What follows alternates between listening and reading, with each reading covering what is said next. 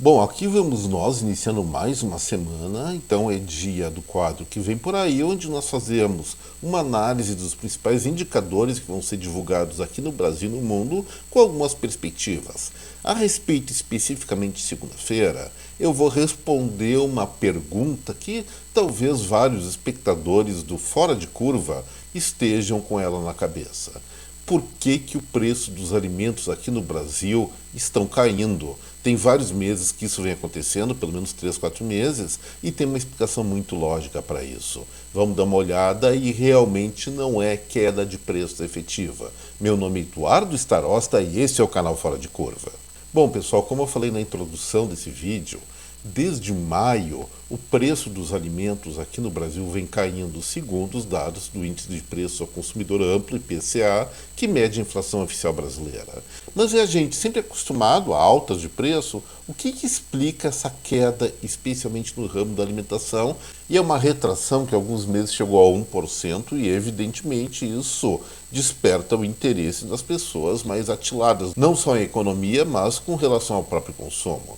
O que aconteceu, gente? Vamos explicar direitinho e aí vamos ter que contar uma historinha que vai ser evidentemente ilustrada por um gráfico muito simples de ver, que eu estou mostrando agora para vocês. Olha só, a linha grossa, aquela azulada, ela vai medir a evolução do índice de preço ao consumidor amplo, como eu falei, a inflação oficial brasileira, desde dezembro de 2019, ou seja, um mês antes de começar a pandemia.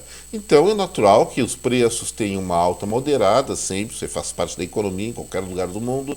Economia com deflação, normalmente a economia em recessão, afora alguns fatos extraordinários. Mas o que a gente notou? Nós reparamos ali, tanto na linha vermelha como na verde. A linha vermelha se refere à alimentação e bebidas, todo gênero, enquanto a linha verde é especificamente a alimentação dentro de casa, no domicílio. E nós podemos ver que até o início desse ano, especialmente em 2020 e 2021, o preço dos alimentos, no seu geral, subiu muito mais, se distanciou muito mais do índice de preço ao consumidor, ou seja, a inflação dos alimentos era maior e a gente se lembra muito bem disso, porque estávamos no meio da pandemia. E o que aconteceu na pandemia? Algumas coisas que explicam esse fenômeno. Em primeiro lugar, que a meu ver é o menos importante, houve uma bagunça geral das cadeias produtivas, cadeia de fornecimento, logística, tudo, o que evidentemente encarece produtos. Vamos lembrar que naquele momento era difícil até comprar fertilizantes, o que foi redobrada essa dificuldade no momento em que a Rússia e a Ucrânia entraram em guerra, a Bielorrússia também envolvida em embargos comerciais, e eles eram os principais fornecedores desse tipo de insumo agrícola aqui para o Brasil. Aí os preços em 2022 dispararam mais ainda, não só aqui, pessoal, mas no mundo inteiro. Mas vamos pegar do princípio. O que aconteceu em 2020? Nós tivemos o Fica em Casa. Além disso, a maior parte do comércio e dos serviços estavam fechados. Você lá em 2020 e boa parte de 2021 conseguia almoçar ou jantar no restaurante? Talvez lá para 2021, mas com muita restrição e até eventualmente com muito medo incutido pela mídia. Mas o que isso aí tem a ver com comida? Olha, existe uma coisa na economia chamada lei da oferta e da demanda.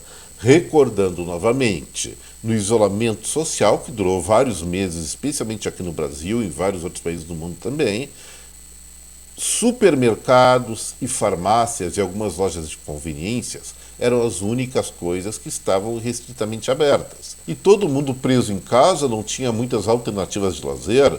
Será que a gente vai comer mais ou menos comida? O fato é que, pela falta de opções, além da dificuldade de logística, as pessoas começaram a comprar mais gêneros alimentares, primeiro para se abastecer, com medo de faltar no futuro, o que não aconteceu, mas também, preso em casa, não tem mais o que fazer. Qual é a principal atividade que predominou naquele tempo?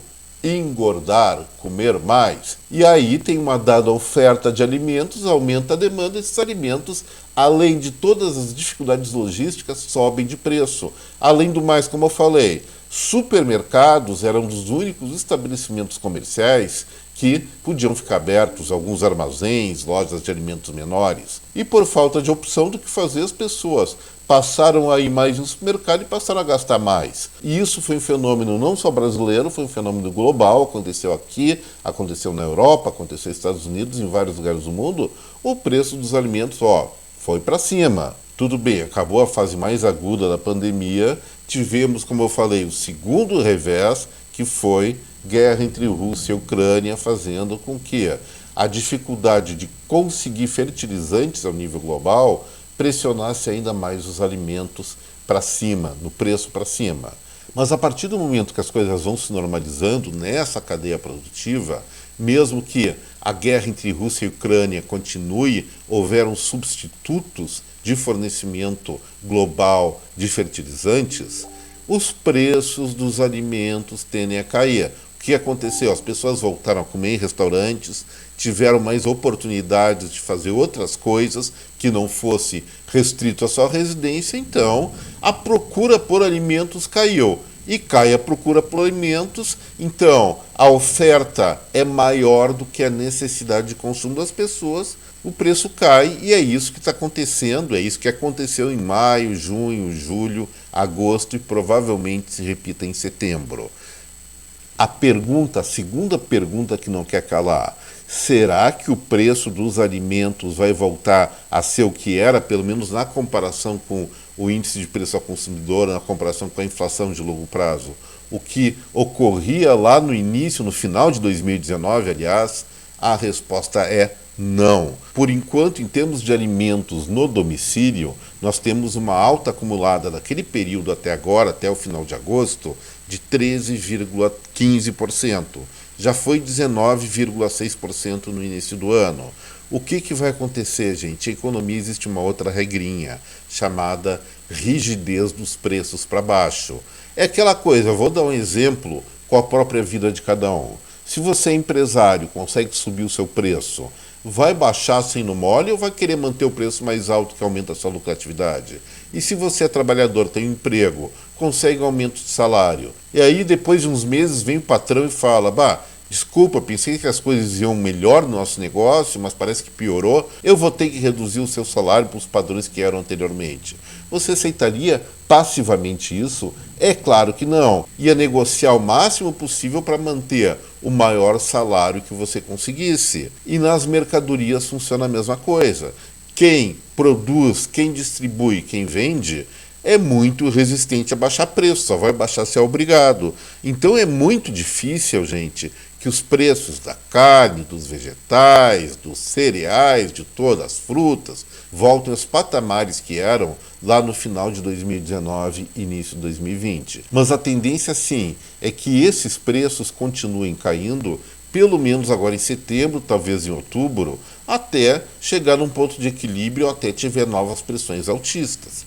Gente, é isso que está fazendo com que a inflação brasileira seja baixa. Se não fosse por esse fator, a inflação de agosto, que foi 0,23%, seria nada mais, nada menos que 0,53% no mês passado. Ou seja, a queda dos preços dos alimentos é que está determinando uma dinâmica, diríamos assim, de preços mais moderada. E isso é uma coisa irreal, ou seja, tirando alimentos, nós tivemos uma inflação de mais de 0,5% no mês passado, o que é preocupante e isso nos chama a atenção para uma análise mais profunda nos próximos meses. Gente, a explicação é bem simples, espero ter sido bem claro em relação a isso. Resumindo, o preço dos alimentos está caindo nos últimos meses porque lá no início da pandemia, até final de 2022, eles subiram muito acima da inflação, então está havendo uma compensação. Em resumo, é isso. Vamos ver até onde vai essa compensação. Acho que não vai muito longe, não. Agora, vamos para o quadro que vem por aí. Na terça-feira, o Banco Central do Brasil vai divulgar o IBC-BR, que é prévia do PIB brasileiro de julho. A expectativa dos analistas de plantão é de uma alta em torno de 0,6%. Eu tenho muita incerteza em relação a isso.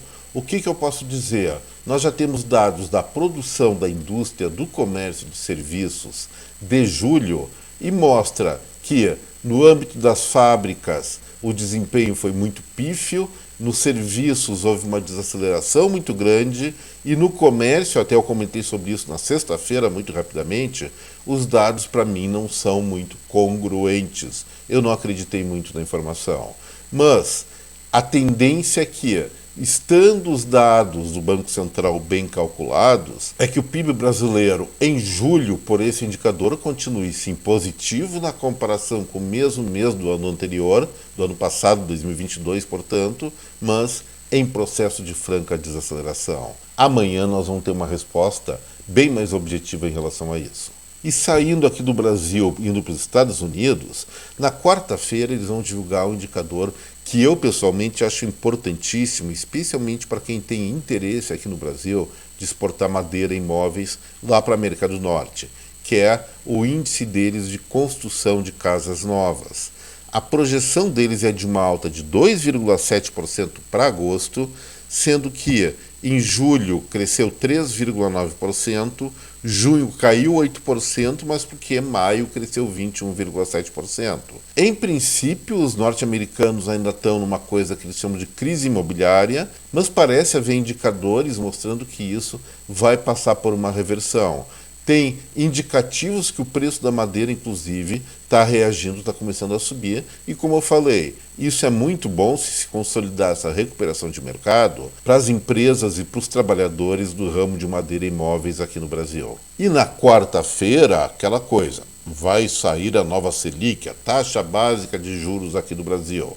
É quase certo, gente, que caia de 13,25%, os atuais 13,25%, para alguma coisa em torno de 12,75%, um recuo de meio ponto percentual, porque o Banco Central, na última reunião do Conselho de Política Monetária, já havia determinado uma dinâmica de queda da taxa de juros, e eles não vão quebrar isso logo na segunda reunião. Mas eu digo o seguinte, o principal parâmetro para eles é a inflação. Como eu falei há pouco tempo, o IPCA, o Índice de Preço ao Consumidor Amplo, a inflação oficial brasileira de agosto fechou em 0,23%, está dentro de patamares aceitáveis. Tirando a questão da alimentação, sobe para mais de 0,5%, que já não é tão aceitável assim, mas tem muita pressão política. E acredito eu que pela pressão política, essencialmente pela pressão política, a taxa Selic vai cair sim para 12,75%. Eu desejo pessoalmente que ela fique em patamares muito menores, abaixo de 8%, 7%, mais ou menos o que o mundo tende a praticar a partir de 2024, mas sendo realista, gente, a expectativa inflacionária aqui no Brasil de médio e longo prazo não é tão positiva assim. Vamos lembrar que eu falei que, tirando alimentos, a inflação brasileira está muito maior e, além do mais, o governo federal está extrapolando muito seus gastos públicos, vai ser uma trabalheira fechar as contas orçamentárias desse ano, mas lembrando, o governo que gasta mais do que arrecada e que emite dinheiro acaba causando inflação e isso vai ser um tiro no pé. Provavelmente isso vai ser um balde de água fria em reduções mais contundentes de mais longo prazo na taxa Selic, a nossa taxa básica de juros. E lembrando também que nessa semana o Banco Central Europeu, o Federal Reserve, que é o Banco Central norte-americano, devem definir suas taxas de juros, devem subir um pouquinho, o que prejudica uma queda mais acentuada dos juros internos aqui no Brasil pela concorrência no mercado financeiro. Na quinta-feira voltamos aos Estados Unidos para avaliar o que eu acredito ser o indicador mais sintomático de curto prazo da atividade econômica norte-americana, que são os pedidos iniciais por seguro-desemprego. Um país com elevada empregabilidade significa que a sua economia vai muito bem, obrigado. E o que aconteceu? Apesar de várias previsões negativas de aumento do desemprego nos Estados Unidos, os pedidos de seguro-desemprego não passam de 220 a 225 mil por semana, o que é muito baixo para os padrões deles. Então acredito que, a despeito de alguns problemas, especialmente no consumo de bens duráveis por lá, a economia americana vai continuar empregando, vai continuar crescendo, talvez não tão intensamente como nos anos anteriores, mas não estou vendo nenhum indício sério de recessão ou desaceleração muito forte da economia por lá. E finalmente fechando o quadro que vem por aí, portanto fora de curva de hoje, eu vou pedir, não esqueçam do like, do compartilhamento do vídeo, e quem está assistindo pela primeira vez aqui o Fora de Curva, faço questão que você seja meu convidado, inscreva-se aqui no canal, que vai tirar muita coisa boa, além de algumas piadinhas eventuais, porque ninguém é de ferro. Mas, gente, o assunto de sexta-feira continua sendo os Estados Unidos, que é o índice de atividade dos gerentes de compra no setor de serviços. O que é isso? É o que o indicador diz. Os gestores das empresas de serviços nos Estados Unidos, se eles compram mais, significa que eles esperam uma atividade econômica positiva. Se eles compram menos, é que a coisa não vai lá muito bem. De acordo com esse indicador, acima de 50 é uma expectativa positiva, abaixo de 50 é negativa. E a previsão para setembro desse indicador ficou 50,3 pontos, ou seja, levemente positiva, não tão otimista como nos meses anteriores, mas ainda acima de 50, então eles estão projetando, mesmo que modestamente, uma ampliação das suas atividades, o que no contexto atual é uma notícia positiva, uma notícia boa, não só para os Estados Unidos, mas também para o Brasil e o resto do mundo, porque é a economia mais forte do mundo, se eles estão crescendo, a nossa possibilidade, as nossas chances de vender produtos e serviços para eles aumenta. Ponto final. Gente, por hoje era isso, espero que vocês tenham gostado do vídeo, daí eu relembro. Se gostou, não esqueça do like, do compartilhamento e, de novo, deixo aqui meu convite para os novos que assistem Fora de Curva de se inscrever no canal. Uma excelente semana para cada um de vocês, deixo aqui meu até breve, um forte abraço, tchau, gente.